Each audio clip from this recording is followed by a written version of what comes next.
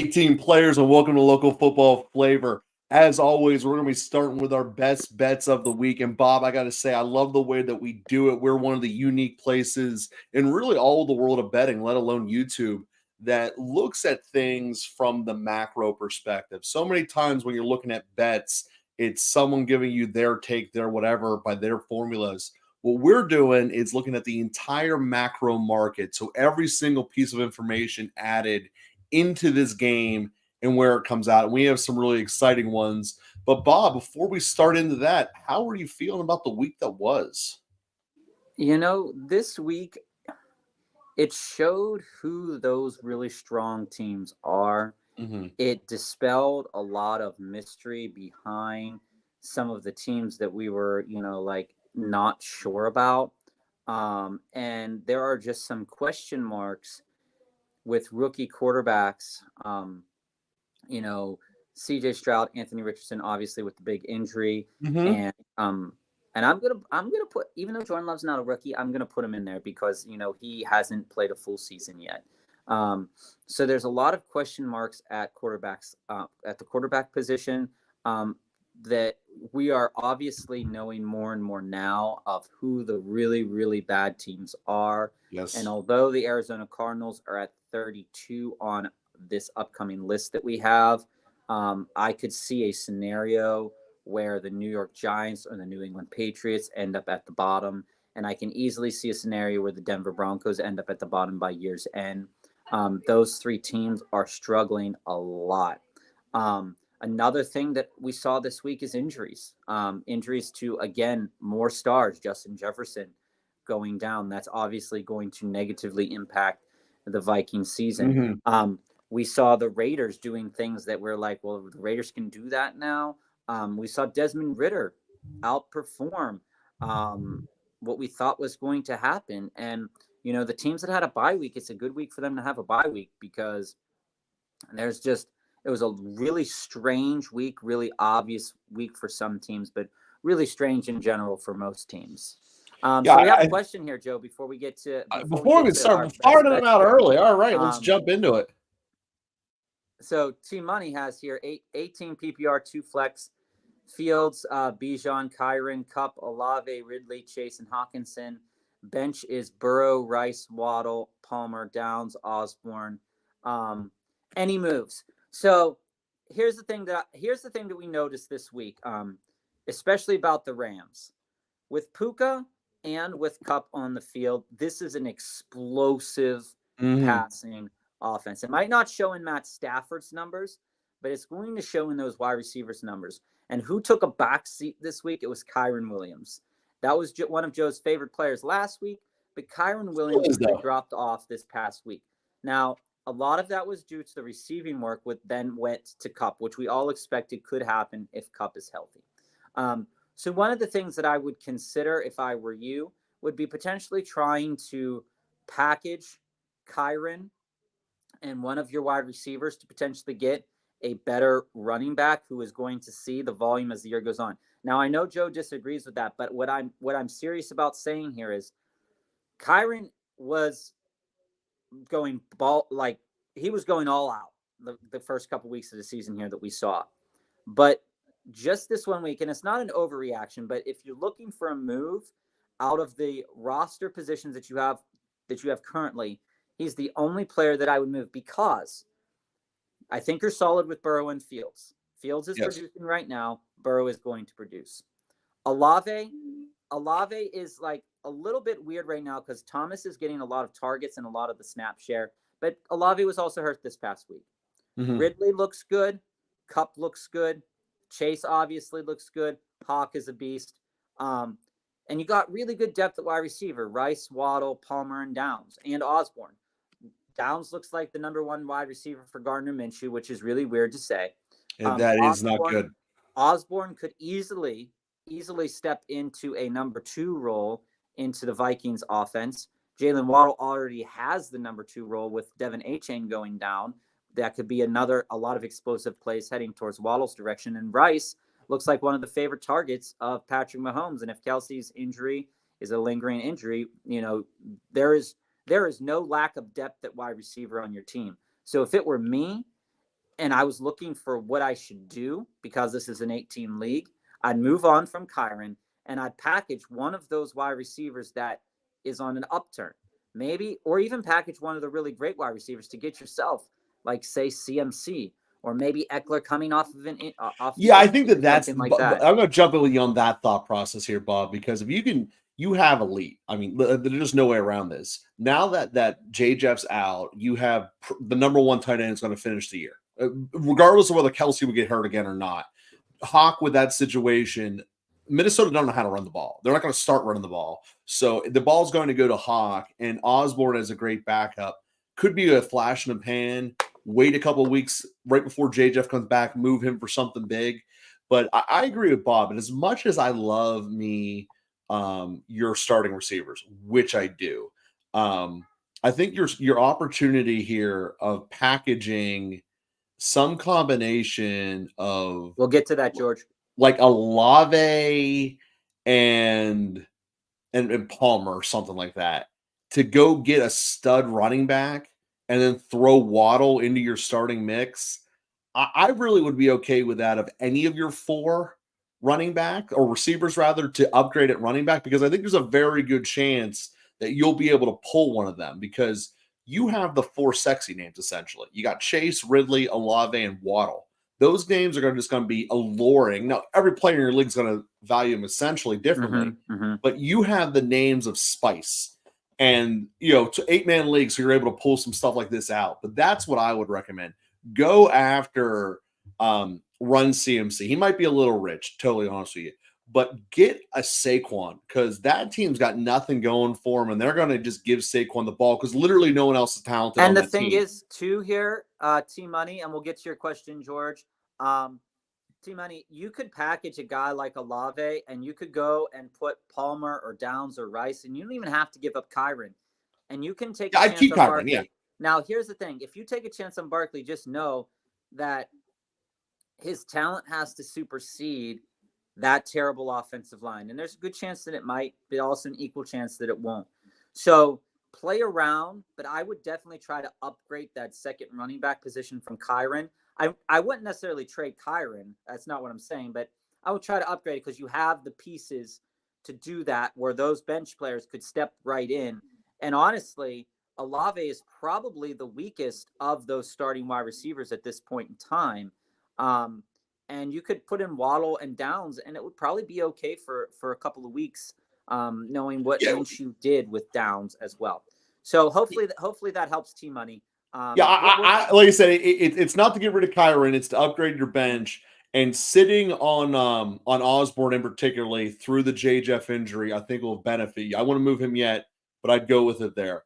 I mean, T-Money, that's hard to do. So maybe you could probably a back that you might be able to go after would be Pollard. You might be able to a lesser degree to go after ETN. ETN has some value right now. He's getting passing down work. The Jaguars are hitting the stride in their schedule. You may even go out and trade you can do Olave for a package and maybe try to go out and get Swift, something like that. So think about that. So George, ETN might be somewhere targeting all the way, but we're going to get more of the Jaguars later. But George, sorry, let's get into you here. 5-0, lovely start, man. Tua, Run CMC, Walker, Kupp, Olave, the Gogurt, and then James Cook is your flex. Should I trade Kenneth Walker for Tony Pollard? I wouldn't. Okay, well, George has a follow-up question here, and it says, or should I trade Fields and Kenneth for Bijan? I have Fields on the bench. That I would do. Okay, so there's a lot to look at here. Give me some Bijan all day. Oh, yeah, I think a lot, George, yeah. T-Money, yeah, Olave and Waddle is too much, but I think maybe Olave and just Olave straight. You could probably get ETN. But more so, maybe you wouldn't want to do Olave and Downs, something like that, or Olave and Rice if you're really worried about it. But to George's question here, I would try to go out and get Bijan. I think that giving up both Fields and Kenneth is a lot to give up, but I think that's the value that people are asking for Bijan Robinson right now. Which is fair. No, Bijan's dominant. And in my mind, I think the weakest player it was a player that I liked last week, but seeing usage this week, I don't like as much right now, is James Cook. James Cook was not featured in that offense as well as he could have been last week. He's not getting the goal line work. It feels like that's going to be a really up and down flex position for you over the as the year goes on here. So I wouldn't necessarily try to trade Kenneth for Tony Pollard, but maybe I wouldn't try to trade Kenneth at all. Maybe I'd try to pair Cooks and Fields and see what I can get for Cooks and Fields first. And if Cooks and Fields wasn't flying for this person, then I would upgrade to Kenneth Walker. But I wouldn't initially put Kenneth in it because I think Kenneth has a good season going right now. I think that's well said. And actually, Team Money, I'm sorry for cutting off here, George. I do want to point out something. The reason I brought up ETN is because when I was getting prepared for this show, I was doing a lot of London breakdown.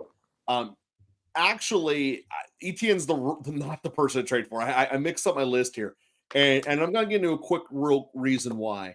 This week, the Jaguars are playing at 1, and the next week they're playing on Thursday. And the thing that has been shown, if you come across from London, your body clock does not get right either when you're at London or when you come back.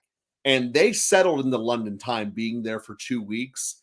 It is highly probable the Jaguars are going to be unproductive this week and especially next week on Thursday Night Football. So this really is the time to sell as high on ETN because he's about to have 2 down weeks, despite the fact he's playing the Colts this week. But that's just something in general with Jags. The Joe, likelihood of them excelling and stepping up from last week's performance is just not there. So just something to keep in mind for the Ridley, ETN, and all the other Jags involved. But to say what you're to say that, Joe, I do agree that maybe this week is a down week, but the rest of the season schedule for ETN, it shapes. Oh, that's true. You're just going to eat it. There's going to be some competitive games, and ETN is going to be featured in competitive games. So even if the Jags are down, ETN's not coming off the field, and so I think he actually comes off the field more when they're ahead because they play on Thanksgiving. Really but that's also to say you can't get it down on the Bills as much as people want to.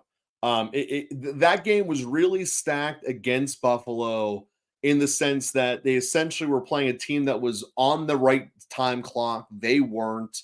And it's just something that's a very hard competitive advantage. And as long as Jacksonville keeps doing the 2 games in a row, the second game over there is going to give them a massive advantage, period. It's just the way that it is. And on George, that note, avoid the London game this week, especially Lamar Jackson. And George, I see, Fields and Cook for Bijan, you try it. So I mean, try to get it for Kenneth Walker. I mean, you need to decide. Or if there's another running back that you can get Fields and Cook for. I mean, Bijan's great, don't get me wrong, but he's not the only stud out there. So I would look that way. You might even be able to keep up cheaper than Fields and Cook is talk your guy who has Jonathan Taylor, because I can tell you he's not going to be that unproductive the year going forward. He is going to step up. He's going to ball out and make some things happen. Jonathan Taylor is certainly on my list of people I want this week and I want moving forward. And here's another thing, George. You might like that running back and you might be looking for that running back, but CMC and Kenneth Walker are a good combo. If you really wanted to make your team a fairly strong contender here, and continue to look at players ahead because you're 5-0 and you want to keep being ahead of that 5-0, is I would even think about moving Cook and Fields and see if you can package it for a really stellar wide receiver to put in that flex position over Cook. You could try.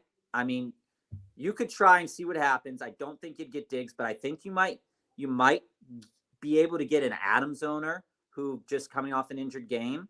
You might be able to get a disappointed Lamb owner. You could go after a disappointed Lamb owner that's about to give up. Again, you might be able to go after a Saquon owner who's about to give up. Now, Saquon's a little bit of a riskier bet. You could try to go after a Keenan Allen. You might not even have to pair those two guys together. I want to give Fields for Allen. Joe. I think that's getting too cheap. I'm saying these are guys that you could float for a top flight wide receiver, or you could float one of them straight up, maybe for a mid-range wide receiver that has potential upside. I just argue that Allen's not a top flight receiver, even with Williams down. I think he is. I think he So, is. Joe, should we trade Chase and Pittman for Lamb and Bijan? I would. I would take Lamb and Bijan on that side of the trade. Bob, where do you stand? Wow. Thanks for the question. It's George and T-Money to start with. Joe, I'm hesitant. How? Why? Okay, so the Higgins v. Chase, when Higgins isn't there, it changes this dynamic for Joe Burrow so much. We saw the highest ceiling you could possibly see out of Jamar Chase. Mm-hmm. We have gotten about 3 straight weeks of very mid Lamb and 3 straight weeks of very mid Bijan Robinson. So here in my mind, yeah, I'll take the trade. You trade Chase and Pittman, you get 2 potential studs going through to the rest of the season. You might be trading both of your guys at their peak value, by the way. Chase ain't giving that again. Yeah, I'm there, Joe. I think you should do it. I think it has good potential as the season goes on, because the Atlanta schedule is going to get is the easiest probably in the league still. And Dallas's schedule, they're going to be eventually in competitive games, and they're going to have to feature CeeDee Lamb. They're going to have to feature Tony Pollard. So I'm with Joe on this one. For Joe, I would take Lamb and Bijan, and I would just slot him into my lineup every week. Yes, I'd be disappointed I lost Chase, but that's the best possible package you could possibly get, I think, for those 2 players. And because Bijan's finishing 1 or 2 at running back, you pretty much know that already. Chase could, but you know that you have the possibility there with Bijan. Yeah, T-Money. Thanks for the question, Joe. T-Money. Yeah, Joe has a very strong feeling about Eckler, and that Eckler has been healthy for a couple of weeks now, but just not coming back until he gets paid. Just like Taylor. And so Joe also has a strong feeling about Cooper Kupp, and feels like he's going to get hurt. Big chance to re-injure himself. Mm-hmm. So I would do that. I would consider it, because Eckler they're both quote unquote fresh. They're both electric in their offenses. So if you wanted to move on from Kupp without giving up a lot of value in your depth, yeah, and you're absolutely right. Kupp, well, one of the other things I just want to point out with the Rams in general, and this is an LA bias thing, I'm telling you this right now as an East Coast guy, they don't have a home field advantage. I mean, them being on the road and them being at home ain't that much different. When the Niners show up there, it's a Niners crowd. So I look at the Rams as always playing road games. Occasionally they're in a bowl game setting. And here's the important thing about schedule, T-Money. This is what Joe and I look at when we're doing our leagues too, is in order to take advantage of those playoff matchups, you have to have a team that's going to get you to the playoffs. Yes.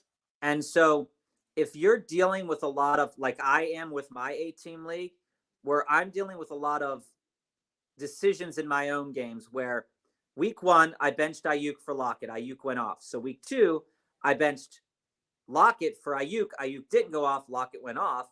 And week 3, I had David Montgomery and the whole whole IR, the whole out versus not out thing happening too. So when you look at your lineup, obviously you want to have the best possible depth to get you through the bye weeks. That's 100% true. But you also want to have the best possible team. The Chargers already had their bye. Mm-hmm. Already had the bye. Eckler will be back because Josh Kelly sucks. He does. So you're taking advantage of a team that you are now not worried about. Is this player, I don't have to worry about them being out for an extra week. I'm going to have them. If they play, I'm going to have them. I think Kupp is very expensive for you to give up. You might be able to pair 2 other guys to get Eckler.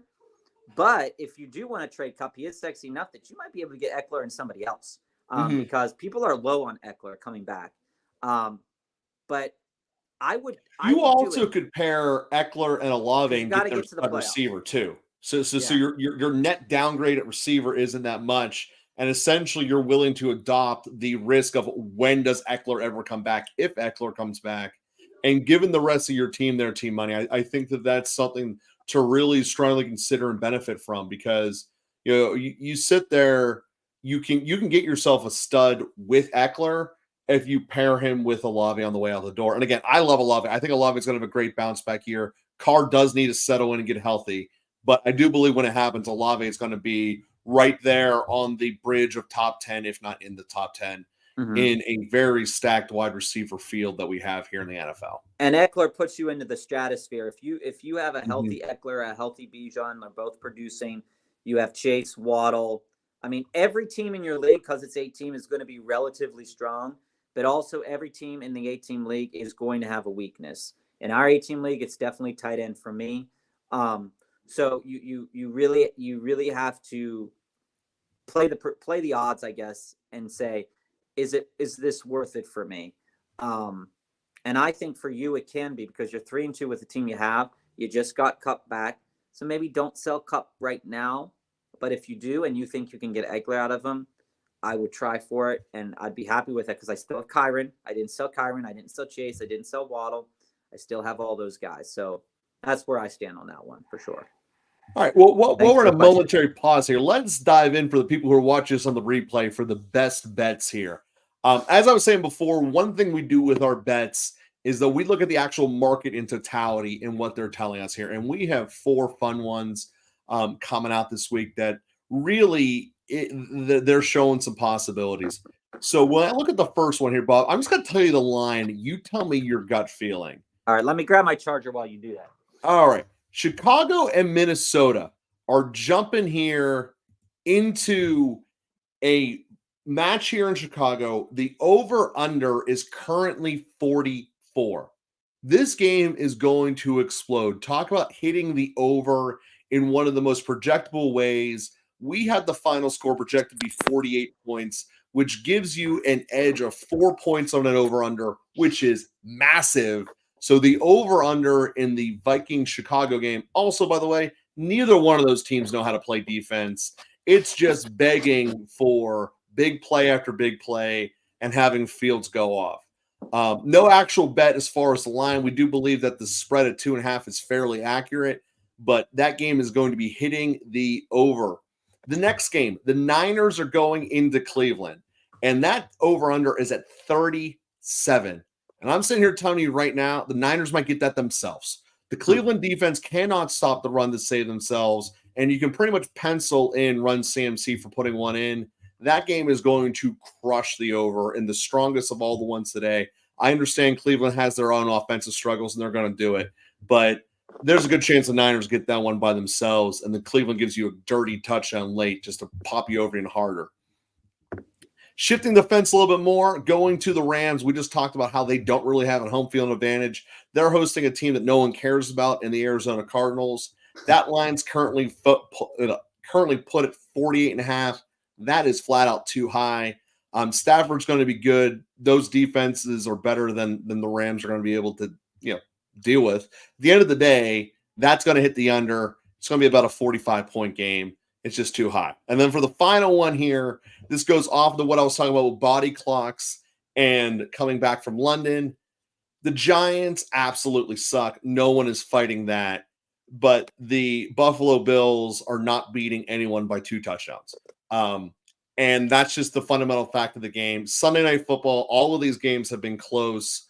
And they're not going to be a blowout, with the exception of the Cowboys, actually. They've all been close. Give me the 14.5 points. Even though I'm betting with the New York Giants. It sounds dirty and stupid, but the fundamental fact is Buffalo is going to be coming back with a weird body clock, and they're going to take the foot off the gas at the end. So those are your 4 bets of the day. Bob, let's get back into the questions. Yeah, so T-Money said, he thinks he's going to rock out with Kieran and Kyron, and that's perfectly fine, because the TDs are eventually going to be there again for him. Cup and Puka do have this long-range ability, and those touchdowns are going to come. And for Waddle, I would keep Waddle. Do not go for Mixon. Mixon is a don't touch. Mixon is the Cincinnati offensive line isn't very good. It is better than the New York Giants, but not very good in and of itself. That's not true, Bob. The Cincinnati offensive line is not bad. Mixon can't do anything with it. Well, there's a giant difference in that fact. It still equals no yardage. No. Mixon's the problem, not the line. The Cincinnati offensive line got Joe Burrow smashed. Joe Burrow got Joe Burrow Pass rushing and run blocking are different. Okay. They're good at run blocking in Cincinnati. Mixon's not able to make anything with it. Mixon, as we had talked about earlier in the year, Mixon isn't a bad running back, but he's a very average running back. I don't even think he's average. There is, for me, Mixon, other than that 5 touchdown game that he had last year, he's going to get you that pretty pedestrian between 850 to 1,000 yards a year, and on average, probably like 6 or 7 touchdowns. Usually, those touchdowns are going to come in bunches in a game against a really terrible opponent. So you're going to get like 4 or 5 of them in one game. I'm not in on Mixon, especially if they have to trade Waddle, because Waddle is in a much more explosive offense, is going to be used in a different way. Yes, he hasn't been used yet in that way, but they haven't had to use him. Now they're going to have to use him a little bit more because we saw how much Miami struggled when Waddle was out. They know that they have to lean on him. Yeah. So should I go Chase for Diggs? I hold Chase, but I love Diggs. I think that's the right answer. I have Diggs on my roster, but Chase and Diggs could easily finish the year 1-2. Or in that order. Until Tyreek gets hurt, he's going to be number 1. Tyreek is still number 1, but there's a very realistic chance that Diggs is going to get number 1 because he is explosive in his own right. Yeah, he threw a fit because he was mad at himself for not running the right route when he was playing in London. But you're talking about 2 high-profile wide receivers. If you can go out and get Diggs without giving up Chase, do it. It's super powerful. In our 8-team auction league, I have Brown, Diggs, Devontae. I'm struggling because I keep losing with inconsistent play from Derrick Henry, or picking one player that went off versus the other. But I think you're going to be really satisfied with holding on to Chase instead of going after Diggs. But if you can get Diggs for a good price, I would do it. All right, Jeff. So you have Richardson. Should I do Puka and Wilson for Fields? I gotta tell you, I'm not in love with Richardson. I'm not sure he's going to be healthy, and if I'm the Colts, I'm not sure I'm pushing him to come back a third time. Yeah, T-Money, yeah. So I love Puka. I don't love Wilson. Bob, this is a tough one for me. Let me know what you're thinking. Okay, so T-Money, yeah, I wouldn't want to give you Cup, Diggs, and Chase either. So I mean, he is kind of right on that in that refrain, but I do like the gusto. I would try it myself too. I'd keep trying. But 14-man league, you're third for D's Nuts at 8-2. You must have a win and then a win against the league kind of thing. You have Anthony Richardson. Should I do Puka and Garrett Wilson for Justin Jefferson and Fields? Once Richardson comes back, I'll flip one of them. Who's your other quarterback? I assume in a 14-team league, Richardson is your starter, and you're going to need a starter. And you probably don't want to go after Minshew. You probably don't want to go after just scream whoever. Purdy. But to be honest with you, I think I'd keep Puka and Wilson. At 8-2, looking at the way what your league might do, I'd probably keep Puka and Wilson because Wilson is still going to put up a bunch of points. Puka's probably going to continue to put up points. Justin Jefferson, is injured for 4 weeks, but there is talk that, no backup QB. Yeah. Just stream one. That's fine. It's not an issue. What I would try to do, here's what I would do for quarterback for D's. I would see what I could do just straight for Fields right now, because in my mind, Justin Jefferson is at a point right now where he's still on his rookie contract. He's going to want to get paid later. He's a competitor. And he's out for 4 weeks, but hamstrings are weird. We know this with Kupp. We know this with a couple of other players too. Depending on your recovery process, he might play later on in the year, but he also might not. And giving up Puka, who's obviously getting you to the point of 8-2 right now, and Garrett 3-2. He got typed wrong. It's 3-2. Oh, 3-2. Okay. who's getting you 3-2. I think you have to maybe package Garrett Wilson and something else to go after a guy like Fields. But seeing that I'm not doing the trade. I would rather keep Wilson and Puka, and then if you can get Stafford or Baker. Baker is not doing that bad for a streaming quarterback. He's not that bad, and realistically, Richardson's hurt for 4 to 8 weeks. Yeah, I get that. You're right. And to my point with that team money was, as the Colts, there's a very good chance, and as the markets are telling us, that they win that division. And that sounds stupid weird, but as we look at the rankings as far as the total wins based upon what the betting markets are telling us, all four of those teams are within 3/4 of a win of each other. All four of them. So if you're sitting there as the Colts, you have to believe you're going to have a chance, and Minshew is going to give you a better chance than a rookie that is folding like an accordion. So I don't believe they're going to put Richardson back in when we're talking about December and January football. So if you can get anything for him, do it. You're not going to be able to do it in a redraft league unless you completely find someone who's drunk, but you're not going to be able to get anything of value for him. So what I would say would be Richardson was a nice gamble. It didn't pan out. Buy into the hype next year because that train will be written all off season long. But as far as right now, I don't want to worry about keeping Richardson. I don't even mind cutting him and we'll then get to that, Mister. Float out, because I do believe that Gardner Minshew is never coming off that field again. Good, bad, or ugly in Indianapolis. So to what T Money asked, I doubt that Matt Stafford is on this waiver wire in a 14-team league. But here's what I might consider doing. I would consider, say, packaging Richardson with the possibility to like a team that is in the lead or higher up, passing Richardson and Wilson and trying to go after a Justin Herbert, a Tua potentially. I doubt you'll get Tua, but maybe you can even get into conversations with the owner of Goff or Purdy. Goff and Purdy's rest of season schedule. Purdy ranks 11th rest of season schedule. Goff 12th. Fields is only at 7. I doubt you'd get any of the top 5 guys. You could try for Herbert, who people might be selling on.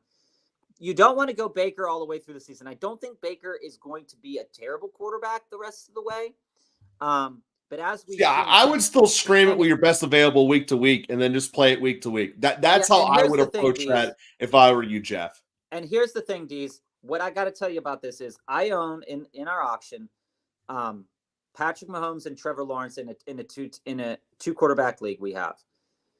Patrick Mahomes, I know I'm keeping him. You're obviously playing Patrick Mahomes every single week, but he's only had one 25-point week, and Desmond Ridder outscored him last week. So if you're willing to play matchups, then you don't have to give up Puka and Garrett Wilson, which are going to get you points. That's the reason. And so you want to really think about that. Put Richardson on the IR. Find the best matchup you can possibly have out of the quarterbacks that are left, because the NFL has been really weird this week. And like T Money says, if he is going to be the franchise quarterback and he comes back week 13, 14, and the Colts are already rolling, Richardson's not coming back. You have to accept that. They want him to be healthy in the long run. You want him to be healthy in the long run. So I'd consider that. Thanks for the question. Alternation. We can keep talking about it. So we got Logan Thomas versus the Falcons or Evan Ingram versus the Colts. For me, this is a no-brainer. Logan Thomas should not be on your team. No. Particularly, no one with getting the ball thrown to him by Sam Howell should be considerable. I mean, that's the end of the story. And Logan Thomas like the 4th option there. Logan Thomas has an incredible matchup this week with the Falcons. This is why this is a question. This is why I also picked him up. Get it? Sam Howell still sucks. There's no doubt that's there. Both of these players have pretty good matchups this week. Mm-hmm. But in terms of the player out of those two, and we'll get to your question, Chosen, the question about Logan Thomas versus the Falcons versus Evan Ingram versus the Colts, I actually lean Logan Thomas this week because the matchup versus the versus the Falcons is really, really good. Joe, I'm going to say two words, Sam Laporta. Yeah, Okay. that's fine. Sam Laporte is actually a talented tight end. He's amazing for a rookie. He's off the chains for a rookie. But I do have to say this. Evan Ingram's more talented. Despite coming back from London, it's a better offense, and the situation's basically a push. And just for comparison here, looking at the over-under projected for the Chiefs tonight, that's looking to be a 46 game. The Colts are looking to be putting it up as a 43 game. So you could say there's a chance more likely to get a touchdown for Logan Thomas. I don't see it happening. I would rather have Ingram all day than Logan Thomas. This situation, future situation, moving forward, Logan Thomas is on my list of people that I never want to think about again because he's not worth it. I mean, but it's sad. Joe, to your point, yes, I don't want to think about Logan Thomas, and I didn't think I'd have to think about Logan Thomas this year, but I will say this, okay? And we'll get to Adil and we'll get to Chosen in a moment. I want to finish this point, Mr. Alteration here, is that against the Falcons, these are the yardages for the tight ends and the touchdowns that have been scored against the Falcons. You have the Panthers, who have Hayden Hurst as their tight end, 43 yards and a touchdown, six receptions, by the way, in a PPR league. Dude, I'm not going to defend the Falcons are any good. I'm not doing that. Evan Ingram, Jaguars tight end against the Falcons, went 9 for 69. I get that. Thomas has the ability to be good. It's that, do you believe that he's going to play the whole game? Because he could get his turf toe comes back magically all of a sudden. I don't believe Sam Howell can get him the ball accurately 5 times. I'm on Logan Thomas. He's on Evan Ingram. I think Logan Thomas has a way better matchup this week. I think the Falcons suck against the tight end. They do. No one is fighting that. I'm just saying. We'll get to your question. And Sam Howell factor, baby. So you said Chosen. I have Mahomes, Eckler, Kamara, DJ Moore, Christian Kirk, Hollywood Brown, and Brian Robinson. Someone wants to do a trade, Christian Kirk and Brian Robinson for A.J. Brown and Latavius Murray. Thoughts? I like it. And here's why. Just like Joe is worried about the tight ends for and every positional player for Washington, essentially. Brian Robinson is a thumper. He's been getting good usage. Last week, he didn't get really good usage in the game that they played. But before that, he had gotten pretty decent usage. Christian Kirk has been, 1 week here, 1 week here, 1 week here, 1 week here. He's a shotgun. However, that offense is working. Yeah. Yes, I would be nervous too if my running backs get injured. You have Eckler and Kamara. They both had 4 weeks off. Who knows what's going to happen? But getting A.J. Brown and pairing him with DJ Moore, who's having a really good season so far. Which is surprising me.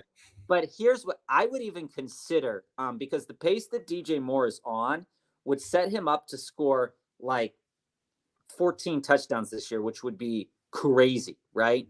I would see if I could probably, if you're worried about Brian Robinson, see what you could pair with DJ Moore to upgrade that wide receiver position, or even see what you could do to upgrade your running back position, because Hollywood Brown is going to be continuing to, if Arizona unravels, that might not be a startable flex. I don't think they are going to unravel. Like, they actually look competent, like in a way that they never did under Kingsbury.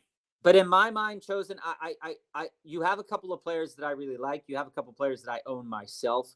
And I think DJ Moore's value right now is the highest it could possibly get at this point in the season. There's a good chance that he might keep getting 20-point games, 15-point games, 16-point games, because he looks like a real threat with Justin Fields. However, you're probably never going to get back to that 45 points. You probably can't sell him any higher. It's the same thing we said about Devin Achane. There's a very good chance that Devin Achane was going to do really good. He went 50, 26. Now he's hurt for 6 weeks. So, you've really got to think about that. So if in my mind, Latavius Murray, he's a touchdown stealer. I would see what else I could do. If he really want better to Murray. I guess that's my answer with your trade there. You're not going to get a lot better, but I'd want to get better than Murray. I would want to get better than Murray too, and I think putting DJ Moore and Brian Robinson and saying, hey, what can I get for DJ Moore and Brian Robinson? You could probably get some other better running back and then stick with A.J. Brown. And maybe you want to go after Devonta Smith. I have Devonta Smith. I don't know how I feel about him right now, but maybe he catches on. We'll see what happens. But thanks for the question, Chosen. Hope it helped. He will. So we got a question here. With Gibbs being questionable, should you play Javonte or drop Akers? So let me hit the part about Akers here first, Bob, and then you can dive into the Gibbs conundrum. So with Cam Akers, I believe this is the worst time to cut him because Minnesota essentially is at a conversation of how do we replace J-Jeff? Do we go into a rookie or do we do this novel thing called handing the football off? And I believe that they are going to get in the option 2, where they're going to lean very much more so on the run.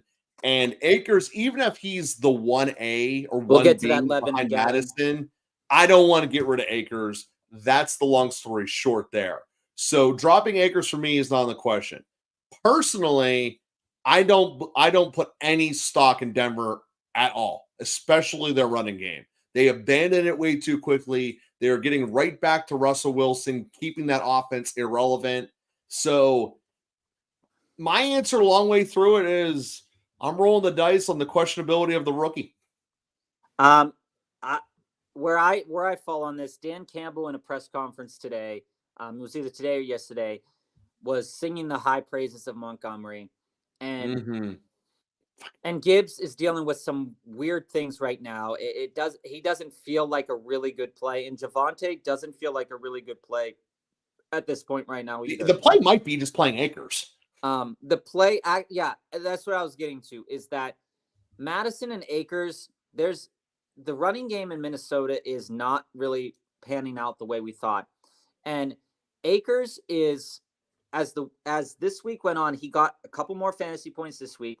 Now, with the Bears running back situation, you've got Deontay Foreman, who has been a healthy scratch, but he's only been a healthy scratch because Roschon Johnson and their other guy that they have, I think it was Travis Homer or something, were playing. Well, now they're both dinged up, but maybe Roschon Johnson comes back. So I would wait until I possibly could wait the longest I could wait and see if I needed to drop Akers for Foreman, if Foreman was actually starting, because I think Foreman would be really good with this week. But I wouldn't make that decision until I needed to. Javonte is not playable tonight, and I don't think Gibbs is going to be playable this week either. So I would wait until the very last second that I could possibly wait and drop Akers for Foreman if I heard that Foreman was going to start. Only if I heard Foreman was going to start. But I do like Akers as a potential play this week. I think I like Akers more than him regardless, because you got to hope on 2 players not to stress for Foreman to be good. So Gavin, let's throw up here. Should I trade CD and Mixon for Kamara and McLaurin? My wide receiver good, and I have Taylor and ETN. I'm all for getting rid of Mixon. Well, let me just start with that as a starting point. But I don't really want McLaurin. So yeah. Here's where I fall on this, Gavin, and it's the long and short answer is that if you wanted to move on from Mixon, see if you could trade Mixon straight for somebody else. Yeah. If you are confident that you think, or even pair him up with somebody at the lower on your bench and see what you can do, because I don't think McLaurin is going to help you, and I think McLaurin is going to give you that FOMO of do I have to start McLaurin or not? And McLaurin hasn't been a really startable wide receiver this NFL season yet. And it probably won't happen because Curtis Samuel has been putting up more points than Terry McLaurin, which is really weird situation to be in. So I would let's go. Samuel plays closer to the line of scrimmage. I would not do that. And Levin made a trade for Kupp and Andrews a few weeks back. Have loved it, but just lost A-Chain with only Bijan and Javonte. Got offered Pollard and Myers for Kupp. 2 things about this. I own Myers. Myers has been playing lights out with Jimmy G. If you watch the Raiders game, even with a hurt, I would do that. I would take Pollard and Myers for Kupp. Even with a hurt/healthy Devontae Adams, Myers is getting incredible play. Mm-hmm. Pollard is getting a lot of usage. Even in games where they're losing, he's still getting usage. He gets goal line usage. I do the trade 100%. I'd be disappointed in giving up Cup, but it makes your roster a little bit more well-rounded. It just depends on who you also have at wide receiver to make up that difference for Cup. But I think this makes you have a very powerful team here. On that note, though, you'll be disappointed giving up Cup, but on Thanksgiving, you'll be drinking his injury. So just Thanks, leave it George. like that. Appreciate it. So We'll get here's your a question I questions. never thought I'd see here, Bob.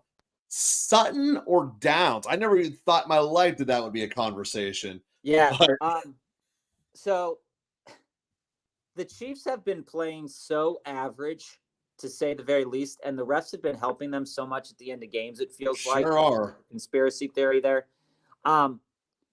Russell Wilson has to do something this game, but I don't know if he has to do it with Sutton. And what makes you think he has to? I get that he should. Russell Wilson. Do you think he will? I guess is the question. Prime time with a coach where they've been losing almost incessantly. Mm-hmm. They're going to want to show something because these players are on the cusp of an all-out fire sale. You've probably heard TikTok creators, YouTube creators, that the Broncos are on the phase of an all-out fire sale. So they're going to want to. Can I ask a question? Hold on. They're going to want to feature guys that they're going to trade to get better trade value from them. So if you fall into that line of logic, Sutton is the play.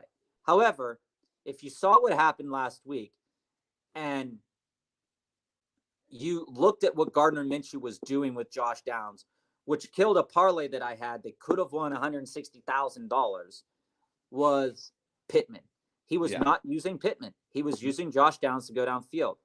The Jags have a good defense, but not a great defense. I think Josh Downs is the play here, to be honest with you. All right. So let me follow up the question for the night's game. When's the last time Mahomes lost a division game? Oh, yeah. No, that's where it is. Denver is going to get blown out. And as a result, they're going to be chucking the ball like crazy. When Russell Wilson chucks it, he chucks it either the Mims or Sutton. Personally, I'm rooting for either Sutton or Judy to get hurt, so Mims starts getting playing time.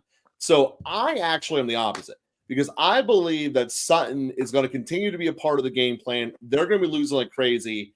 And when you're in Indianapolis, I think they're going to do a reset and go back to their main dog.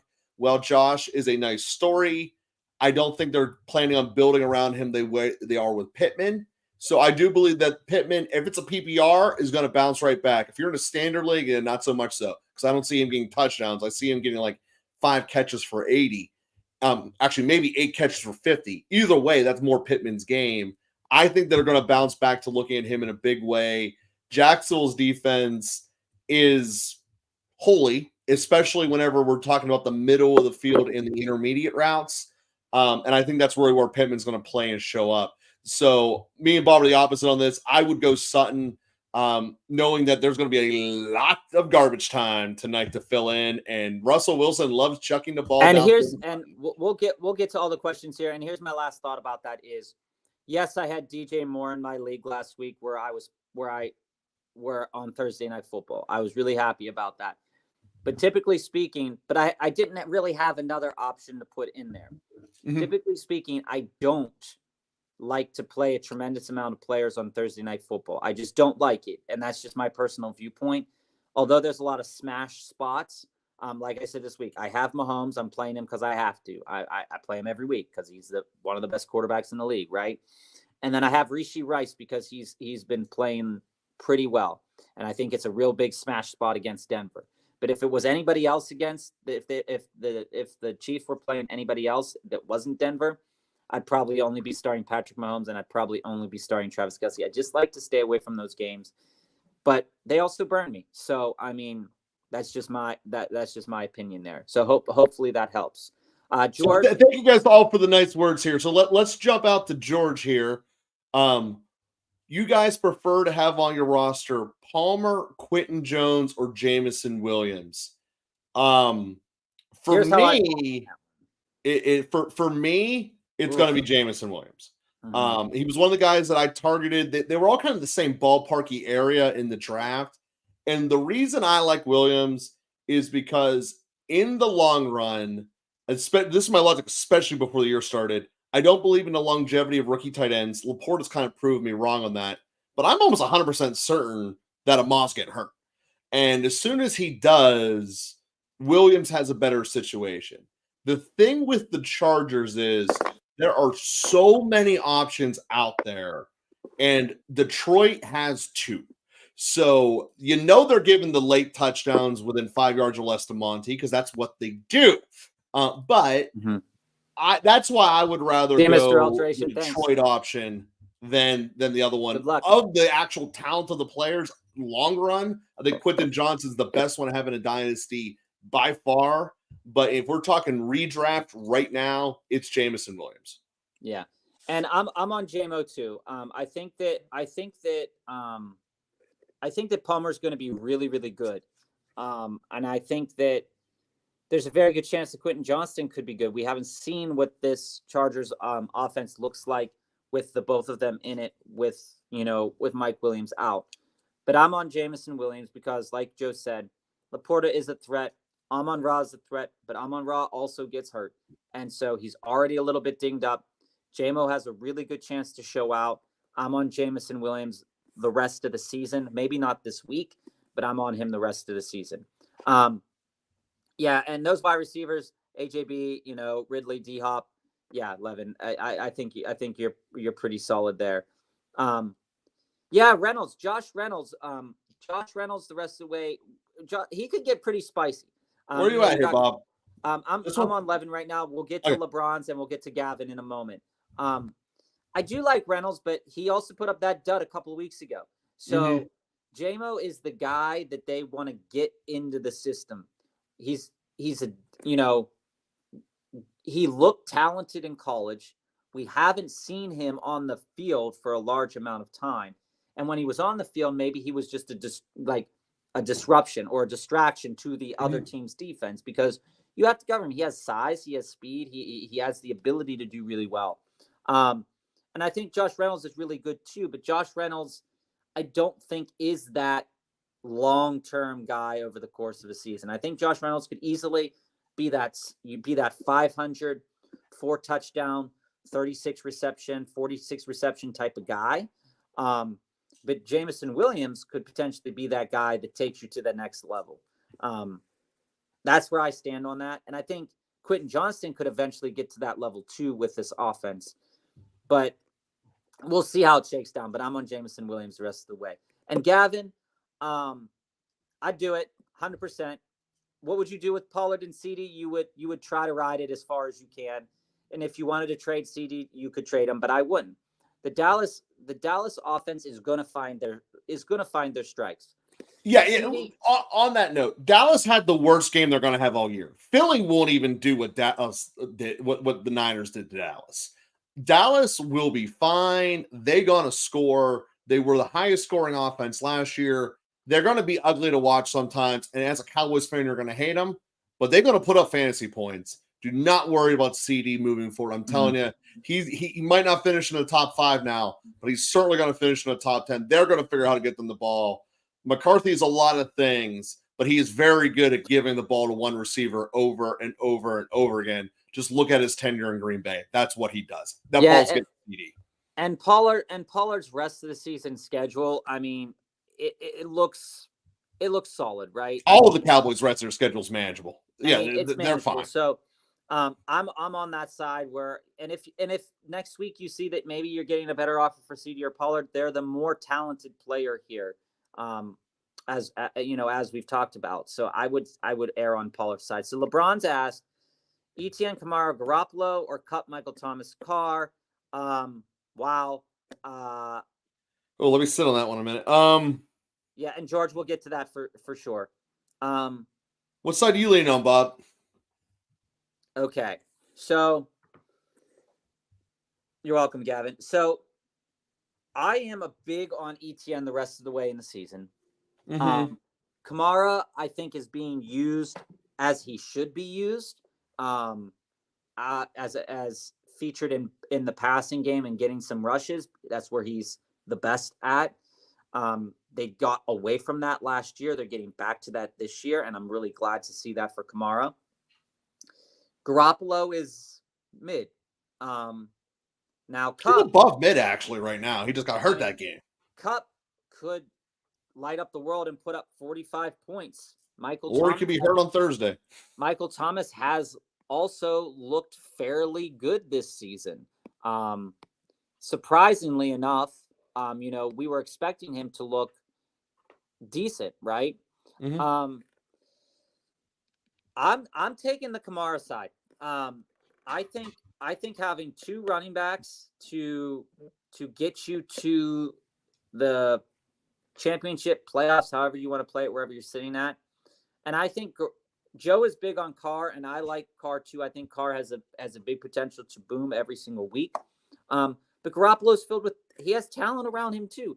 These teams, offensively. Bob, I agree with you. And the reason exactly what you said, it's harder to get running back stables than is receiver stables. And if you have a chance to have two of them, especially now that we're going to be entering injury and bye week season, this is where I would rather keep the running back option on my team and getting it rolling. So next question, and this is going to be another one here from George. Should I drop Kareem Hunt for Jamison Williams, Palmer? Yeah, okay. So we basically just kind of went into this. First answer, yes, cut Kareem Hunt. Then the follow-up question becomes who. As we said before, I would go with Jamison Williams. I think he's going to give you the best to that money. Why I don't like long-term answer there. That would be my answer, George. Yeah, and George, we haven't seen what the splits are really truly going to look like with Kareem Hunt and Jerome Ford. And with Palmer, I think I would rather keep Palmer. If I was comfortable in my running back room, I would rather keep Palmer because I think Ford has the potential to be a little bit more explosive than Hunt. Younger, a little bit more explosive, but it all depends on what you see this week. So maybe I don't do that yet this week.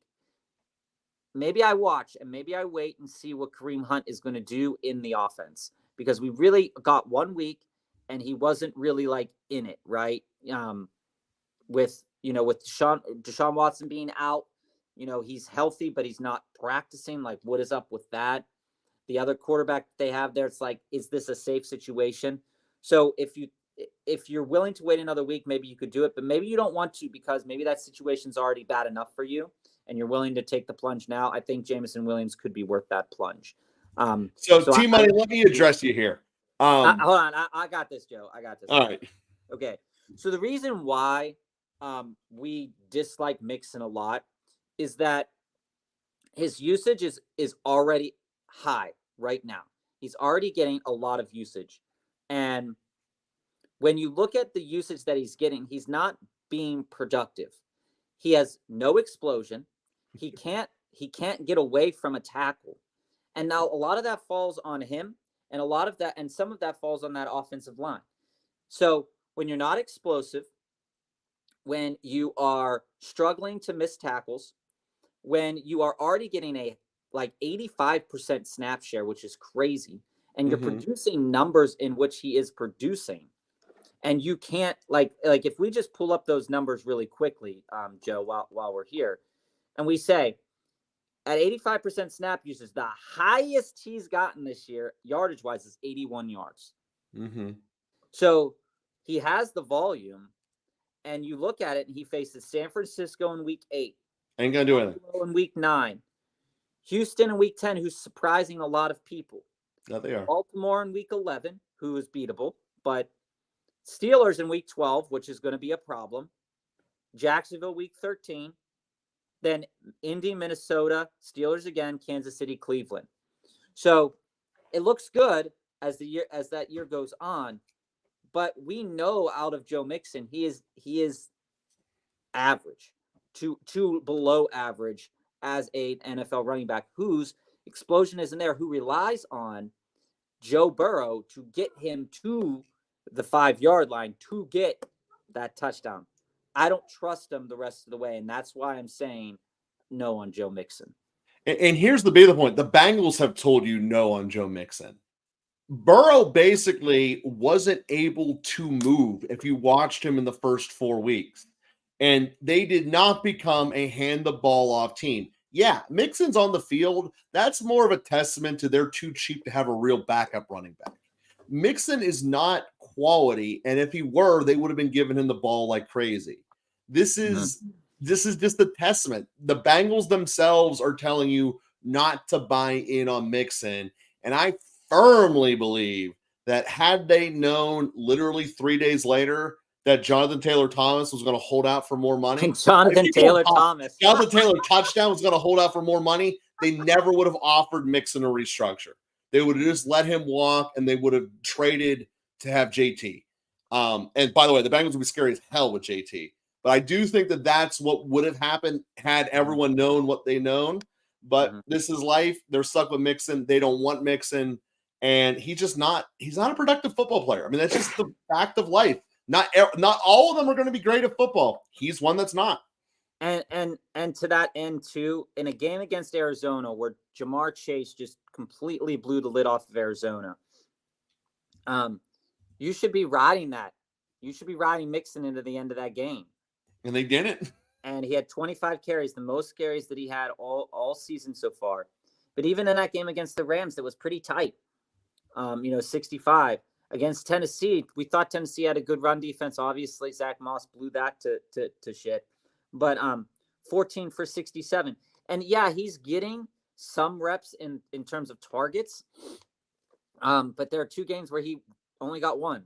And so for me, it's just not enough. Yeah, there's a very good potential that he could have a game where he has 3 touchdowns, and you can come back to us later, T-Money, and say, yeah, I told you so. And I'm going to say, yeah, you did.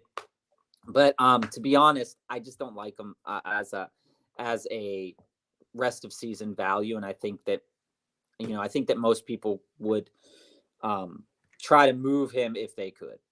Yeah. So to answer your question here between Waddle or Olave rather and Waddle, I think it's a very good question this week.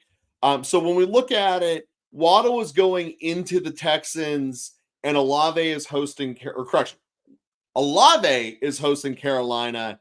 And can I say this right once? New Orleans is going to Houston and Carolina is going to Miami. So with Waddle playing Carolina at home, I'm going to lean strictly because of that reason. The other fact is until New Orleans starts scoring, I'm kind of under the suspicion I'm not sure that they can score. They have a defensive head coach and they're winning games defensively. So I'm going to be leaning Waddle for the time being. There's a chance that Miami just comes out and says, Carolina, you can't rush the quarterback. And if Tua is calm, Tua is going to destroy you. Tyreek Hill didn't do anything 2 weeks ago. It's time for Waddle to come out. I'm leaning Waddle over Olave, but again, I still love me Olave. I mean, there's just no way. Connor, we'll get to that. I am on this. So both matchups are tricky matchups because we've seen that the Houston defense can actually stop people. Well, surprising. We've also seen the Carolina's defense can stop the pass really well, comparatively to what we thought they were going to be able to do, right? That's the key clause. So when you look at what the Saints did against the Panthers, let's just take this as an example. When we look at what the Saints did against the Panthers in week 2, Olave had 86 yards. Rashid Shaheed had 63 yards and 55, 6, 4, and 7 receptions. Tua is obviously a better quarterback. This is a much more explosive, it's a much more explosive team. But also, we lost A-Chain. We're going with Mostert. Carolina has a really bad run defense. And what I like about the possibility of Jalen Waddle this week is some red zone usage, which we haven't, which we've known in the past is a possibility where there's that 15-yard pass, that 5-yard pass to Jalen Waddle to the corner of the end zone. I think that Waddle has a really good week this week. I think he has the potential to go for 2 touchdowns. Again, Carolina's run defense sucks. And because this run defense is terrible, they're going to be able to push this ball down the field, running the ball, which I didn't think we could say about them this year. They're going to be able to push the ball, running the ball down the field. And when they need to, Waddle's going to come in.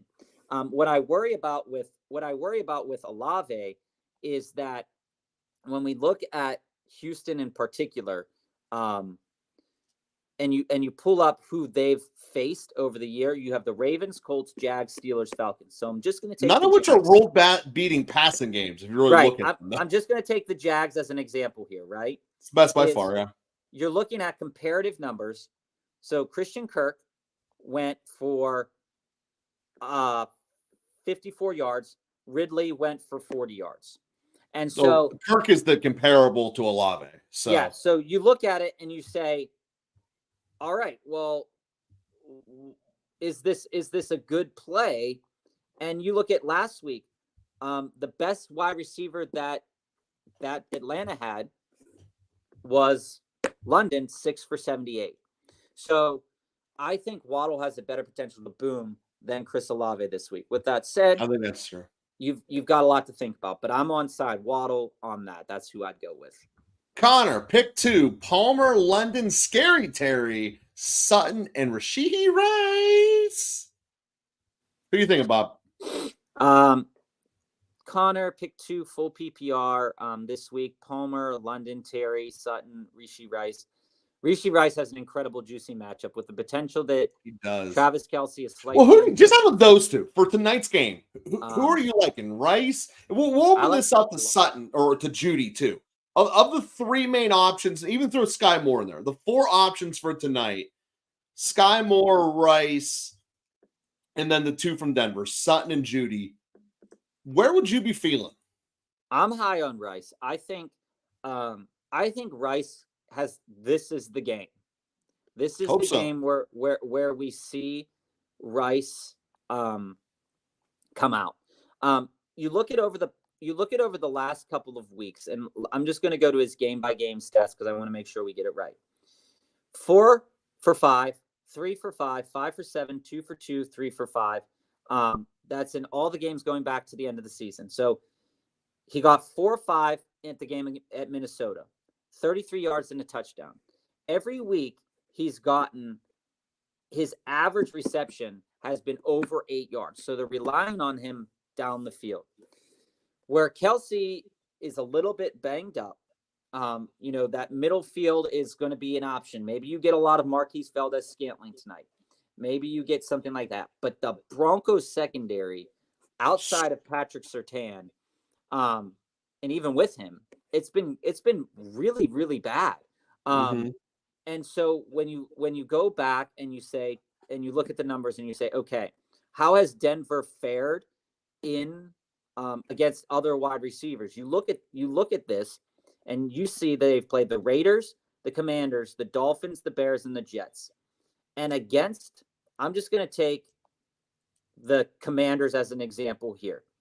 The Commanders as an example, you saw Terry McLaurin go off for 54 yards.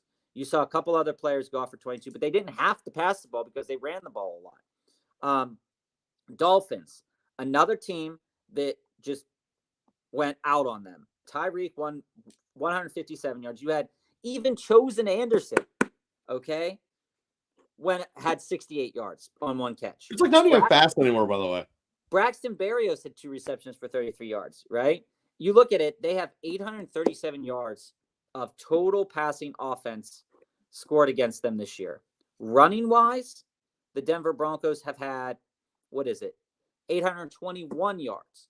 So that's my fear with Rice, to be totally blunt. I think the Chiefs are just going to run the ball and run this one out and not get anyone hurt.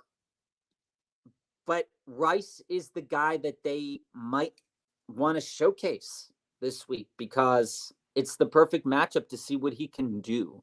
And that's why I'm saying this. I hold off on Travis Kelce maybe this week, but Rice, Valdez-Scantling are all set up for a good game. With that said, I think that my lean, if I were to take 2 of these players, my lean is London and Rice, but I also would consider Palmer, but I probably wouldn't make that decision until a little bit later. But again, if you don't like Thursday games and you're worried about if the Chiefs are going to blow them out, your play is most likely London and Palmer when it comes Sunday. If you're worried about this Thursday game, the play is probably London and Palmer. I'm going Sutton for all the reasons I said earlier in the show. Denver's going to be getting blown out. They're going to be in desperation mode, and he goes to Sutton when that happens. So I'm going to go with Sutton there. Rice just isn't on the field enough for me to be happy with it. I mean, that's the thing with rookies. They have a very hard time to take off in the Chiefs offense. He's unfortunately going to get slated, and he has to prove it to me consistently first. And then it comes down to the other three. Scary Terry against Atlanta. Dude, there's a chance that becomes a 3-and-out. Bijan runs the ball down your face fest. Because Washington is not good, and they can have it. And that kind of takes London off the table too, unfortunately. So my math ends up with me being Palmer and Sutton kind of by default. Yeah. I mean, I could definitely see that. Yeah, I mean, where I fall is I'm looking for. I'm not trying to rely on the garbage time. But I understand that that's a part of the game. But I do think one of those Denver wide receivers is going to be featured. But in the past, I've always had a problem getting the right one that Russell Wilson or any other quarterback is going to hone in on, because that seems to be what happens on a week-to-week basis, where one gets the touchdown, the other one gets the yards, or one of them gets everything. And with Marvin Mims there as being a 1 target, 3 targets type of guy with a pretty low snap 3 share. targets for 4 touchdowns. That's been Marvin Mims. I don't even know how he does it. I think Mims is probably going to be featured a little bit more in garbage time with Sutton and Judy trying to play in the game itself. Roderick, your lineup here: Fields, Monty, Henry, Kupp, St. Brown. I need help at the flex. I have Michael Thomas, McLaughlin, and Spears. I want to go with McLaughlin, but I don't know how Javonte coming back will play out. That's a really tough question. That's a really tough situation to be in, Roderick, because with Jaleel, the way he played, definitely he deserves a little bit more time. And if Javonte isn't healthy, like we said, the Broncos are probably going to be in fire sale mode outside of Russell Wilson very, very soon. And they might want to feature Javonte a little bit more. I'm not really sure what Javonte's contract looks like. He's still on his rookie deal. I want to play McLaughlin, but for everything we said about Olave, Thomas could be a decent play this week as well. But out of the options that I have, but what I would probably go with, just because of how these games have been shaking out, and it's just been really, really strange. I would probably go with Michael Thomas, just because I can't trust Spears or McLaughlin enough. Yeah. And but with that being said, so ultimately I agree in your final conclusion of Thomas, because he's a veteran stable. He's a slot machine. He's gonna get receptions for you. But the one that moving forward I'm most excited about is Spears, and he's the one I was debating with here. Spears has been turning it on more and more each of the following weeks. He is definitely, if you're in a league where you can get him, a buy and hold guy. I'm certainly going to love throughout the bye week seasons here. I really am big on Spears. I think it's going to be a good pickup for you this week. If you have, if the fight is against Michael Thomas, who's a starting receiver who never comes off the field, that's not really a fight against 2 backup running backs. But if it was between the 2 running backs, it would be Spears. But again, once Michael Thomas is in that list, you can't really not go with him. I mean, it's just the way that it is. Yeah, and like Joe said, Spears going forward, you have Henry. I have Henry too. I'm disappointed in Henry right now. I'm on the verge of wanting to sell him, but again, he's one of my favorite players in the league. I'm willing, I'm willing to ride or die with him, but I think Spears is potential. He looks. Well, you're also already starting Henry, so you don't start Henry and Spears. Spears is entering your lineup when Henry comes out. He looks really explosive, and here's why. And to build off that, why I wouldn't start Spears also. They play the Ravens in London. It's gonna be a lower scoring game, and the game is going to be lower scoring. we saw what happened when, the Ravens played Cleveland. We thought, oh, Jerome Ford is going to ball out. He didn't. Neither did Kareem Hunt. So knowing all this, Thomas is the guy I want to play right now. But, if you have Spears, he could eventually get into that role, but he hasn't done enough yet. Like in our league, Spears he only crested over 17 points once.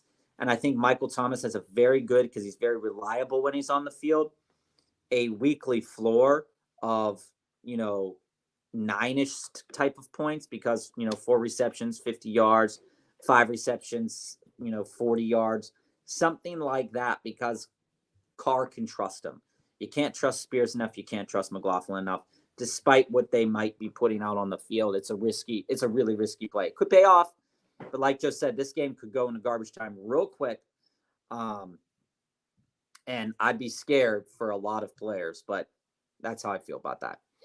All right, guys, well, we're going to conclude the show here again with a recap of the 4 best bets for the weekend. That is going to be the Minnesota-Chicago under. Take the over 44. I read that wrong. They're going to score 48. The line's at 44. You need to take that over. The next one, also an over. The over at San Francisco at Cleveland. That line is at 37. Those guys are going to put up 42 at least. Arizona Rams, their line is at 48.5. You want to hit the under. That's a 45-44 type game. And then the final bet is take the New York Football Giants and 14.5, mostly because 14.5 is a stupid number, and the Giants coming back from London are not going to cover. So thank you all for being with us. We love all the happy words. Thank all the extra subscribers we got this week. And, we'll be back. Thanks all. Appreciate it.